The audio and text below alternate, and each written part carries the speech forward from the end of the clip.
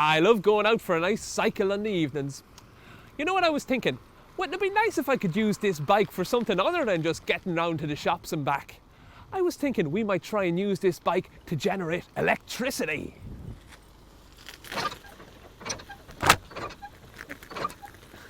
So how are we going to turn my bike into an electricity generator? Well, if you want to generate electricity, the first thing you should always do is try and get yourself an electric motor. So here's the electric motor that we're going to use for this project.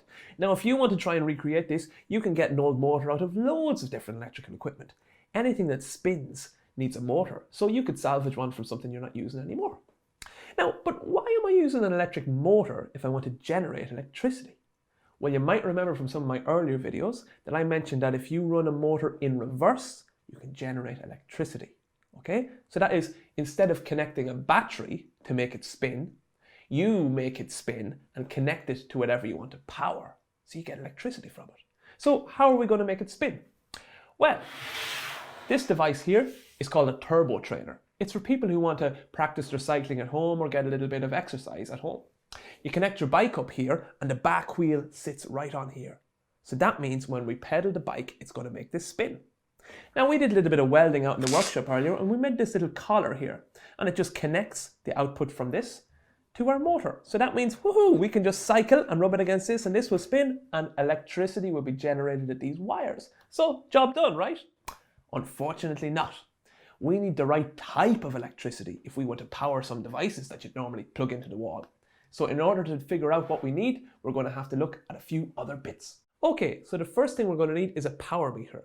Now this will tell us how much voltage, current and power we're getting from our generator. And this is very important because we need to know how much we're generating.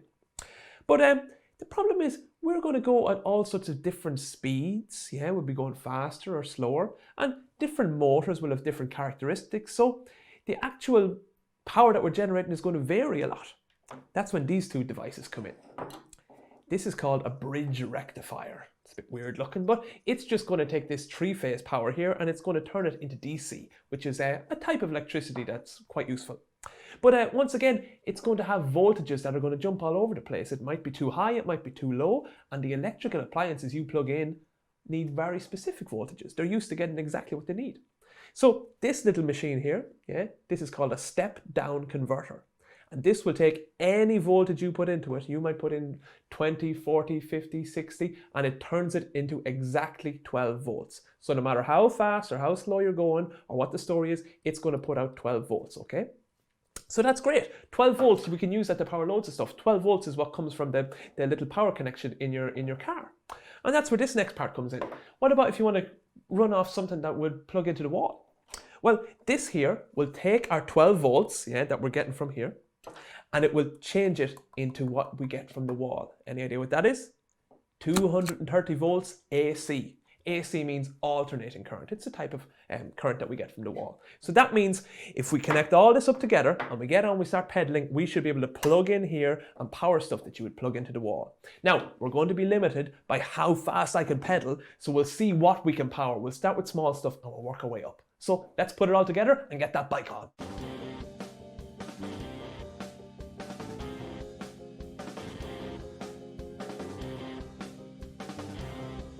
So now we have everything all connected up and we have the bike mounted in place.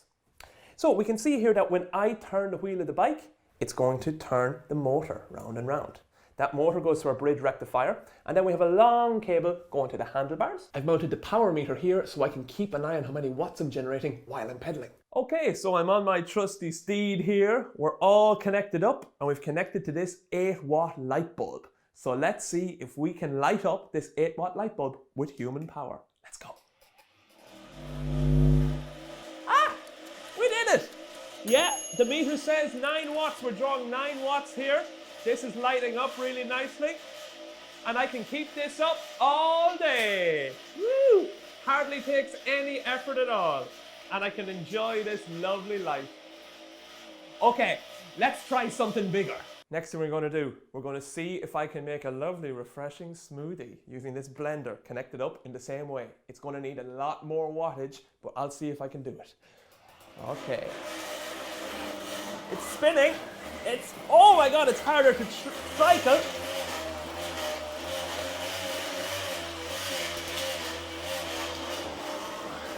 Yes, it's spinning. Come on. Come on. It's spinning, it's spinning, it's spinning. Yes, yes. We got it. Okay, banana. Yes. Pear. Banana. Oh my God. 140 watts. 150 watts. Whoa. Woo.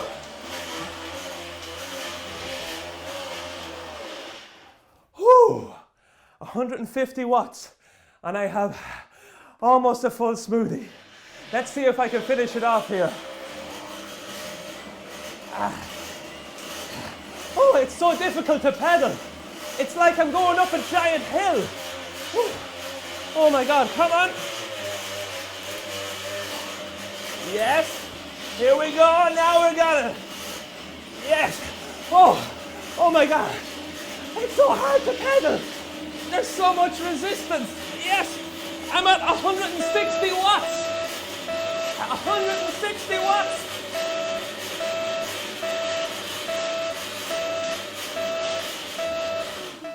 Oh, and here we go. 160 watts we got to. And we made a lovely, refreshing smoothie. Easy.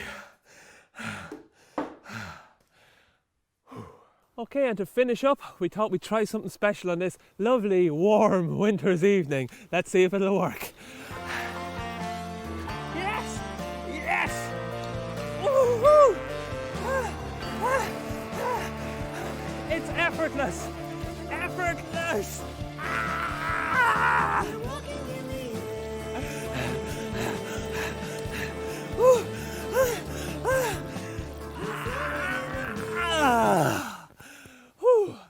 Thanks so much for tuning in, guys. Hope you enjoyed that, and I'm looking forward to seeing you on the next one.